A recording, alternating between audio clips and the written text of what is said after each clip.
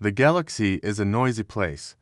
Imagine a cosmic bazaar where every species is shouting, posturing, or brandishing their latest weapons to prove they're the toughest in the room. That's the Interstellar Concord, a gathering of galactic powers. That's supposed to be about peace, but feels more like a standoff. Every delegation arrives with gleaming warships, ceremonial blades, or bioengineered guards that could crush a small moon. Everyone, that is, except Earth, the humans show up with nothing but a few diplomats in plain suits, carrying data tablets and, what's that, a thermos of something called tea. It's absurd, it's baffling, and it's starting to make the galaxy nervous. The Interstellar Concord meets once every galactic cycle aboard the Nexus Spire, a colossal space station orbiting a neutron star. The Spire is a marvel of engineering, a neutral ground where species with wildly different biologies, methane breathers, silicon-based life forms, telepathic hive minds can negotiate without poisoning each other. The station's chambers are a maze of environmental controls, gravity fields for heavy worlders, UV lamps for photosynthetic delegates, and airlocks for those who prefer vacuum. The Concord's official purpose is to prevent wars, settle trade disputes, and regulate technologies that could crack planets like eggs. But let's be honest, it's a stage for showing off. Every species brings their A game. The Zorathians, with their exoskeletal warriors, parade in armor that hums with plasma conduits. The Valkyrie float in on anti-grav thrones, flanked by drones that scan for threats. Even the pacifist Lyrans bring cultural attaches who are clearly trained in some form of psychic combat. The message is clear: don't mess with us. And then there's Earth, whose delegation arrives in a sleek, unarmed shuttle called Olive Branch. No escorts, no weapons, just 5 humans in tailored suits, smiling like they're attending a book club meeting. It's been this way for 52 summits, and the galaxy is starting to whisper. In the Nexus Spire's observation lounge, a group of delegates gathers to watch the Olive Branch dock. Ambassador Xara of the Zorathian Collective clicks her mandibles in frustration.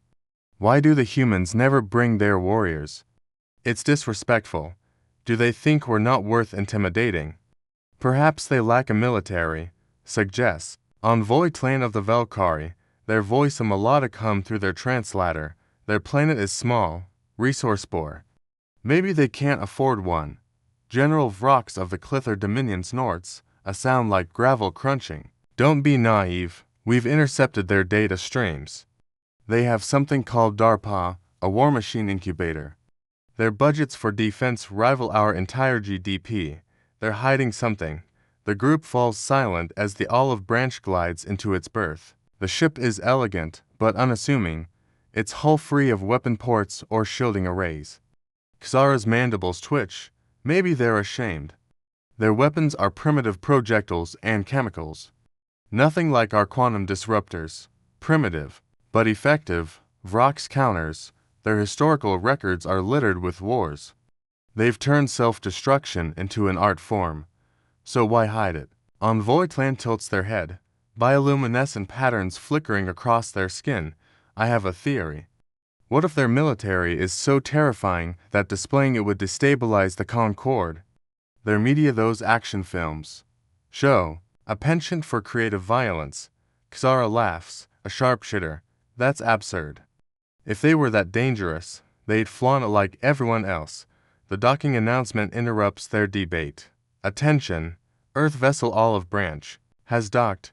Delegation will arrive in Assembly Hall Beta in 20 standard units. The humans disembark, a small group led by Ambassador Elena Voss, a woman with sharp eyes and a calm smile. They carry no weapons, no ceremonial gear, just data tablets and a few insulated mugs.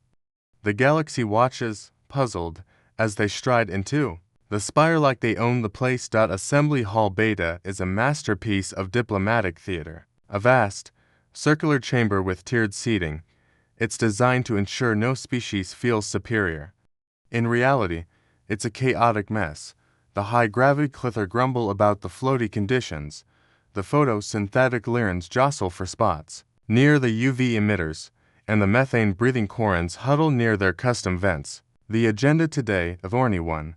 The Thrime Collective has been accused of deploying illegal nanite swarms in neutral space, a violation that could justify sanctions or even military action. The Thrime delegate, a shimmering cloud of networked nanobots shaped vaguely like a humanoid, pulses with indignation. These accusations are baseless. Our swarms are for ecological restoration, not weaponization. General Vrox slams a clawed fist on the table. Restoration. You're ecological. Swarms disabled to our scout ships. We demand an audit of your production facilities. The chamber bristles with tension. The Zorathian's armor hums louder, and the Velkari drones emit a faint whine. Ambassador Voss, seated at the human table, sips her tea and raises a hand. The gesture is so understated it shouldn't command attention, yet the room quiets. If I may, she says, her voice clear and measured. The Concord's charter allows for technological innovation as long as it doesn't threaten collective security. The Thrime swarms may be within legal bounds if their purpose is non-military. The Thrime cloud pulses brighter, a sign of gratitude. Vrox growls, you trust their word. Their swarms could dismantle a fleet. Voss nods, unruffled. Which is why I propose a compromise, a neutral inspection team to verify the swarm's purpose. Earth volunteers its expertise in nanotechnology to assist. The room erupts in murmurs. Xara leans toward Tlan. Notice how they insert themselves into every solution. No soldiers, yet they're always at the center. Tlan's patterns flicker. It's strategic. They offer help. Gain Vrox's eyes narrow. They're not warriors, but they're not fools. This is calculated. As the summit breaks for a recess, a sudden alarm blares through the spire. Alert. Unauthorized access detected in the Nexus Spire's core data vault. All delegates, return to Assembly Hall Beta immediately. The vault contains sensitive schematics for every species' flagship technologies, blueprints that could shift the balance of power if compromised. The chamber fills with delegates, their military escorts now opally armed. The Thrime cloud flickers nervously, while the Corn's methane filters hiss. The Spire's administrator, a multi-limbed Ither, speaks gravely. The breach targeted classified propulsion and defense systems. The intrusion originated near the Xenar Consortium's quarters. The Xenar delegate, a sleek, cybernetic-enhanced humanoid, bristles. This is an outrage. We demand an investigation into these slanderous claims. The room teeters on the edge of chaos. Military escorts shift into defensive formations, and the air hums with the charge of concealed weapons. Ambassador Voss stands, her presence calming the room like a breeze dispersing smoke. Let's focus on containment first, she says. Earth has a proposal. One of her team, a quiet man named Dr. Patel, steps forward with a data tablet. We've developed a quantum encryption lock that can isolate the vault without targeting any delegation. It's ready to deploy. The Ither administrator hesitates. Such measures require a vote. Do we have time for that? Voss interjects, her tone polite but firm. Or shall we risk further leaks while we debate? The administrator's limbs twitch. Proceed. Dr. Patel interfaces with the Spire's systems, his fingers moving with surgical precision. Within moments, he announces, vault secured. The lock is active, and no further data has been extracted. Xara whispers to Vrox. How did they have that ready so fast? It's like they knew. Vrox's claws flex. They always know. As the summit resumes, a second alarm sounds. Alert. Hostile code detected in environmental controls. Evacuation. To safe zones commencing, the chamber descends into pandemonium. The Clither march with heavy steps.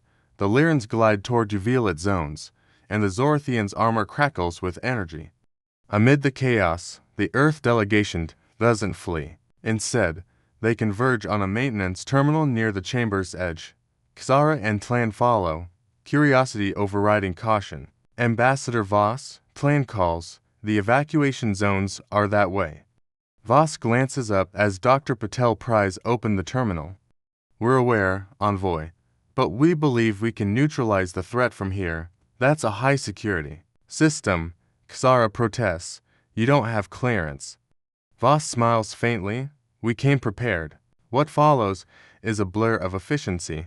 Dr. Patel bypasses the terminal's defenses with alarming speed. Another human, the economic specialist Ms. Carter, produces a handheld scanner and sweeps the area for anomalies. A third, Mr. Reyes, takes a defensive stance at the chamber entrance, his posture betraying combat training.